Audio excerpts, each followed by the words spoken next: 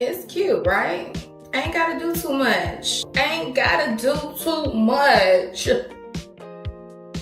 Alright, so now I'm going to go ahead and take the wig over to my sink and give it a good wash. So I'm going to be using this shampoo. Before I shampoo this wig, I am just going to run it under warm water. You see me applying shampoo to the hair once the wig is saturated with water.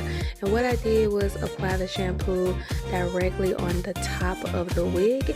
And now I'm using my fingers to pretty much lather the shampoo into the wig. You're also going to see throughout the video there's literally no fallout in my sink because of the technique that I do when it comes to washing my wigs.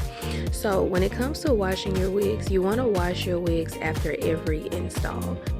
And of course, washing your wig after every install is just going to give you a new fresh wig, removing any previous styling product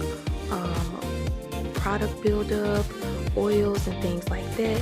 And of course, if you are just getting a brand new wig, you want to go ahead and wash your wig if that is an option for you, because most of these wigs come pre-styled and they do have chemicals in them. So I would just go ahead and wash them just to make sure you don't have like an allergic reaction to some of the chemicals that is already in these wigs, just because they are pre-styled. So I'm gonna go ahead and wash the shampoo out, follow up with some conditioner, your favorite conditioner.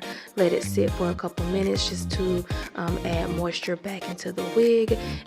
And so once I rinse all the conditioner out, I just simply use my hand and squeeze all the water out, and then I let my hair air dry, and then the next day this is what I get. Yeah, it's me. Yeah.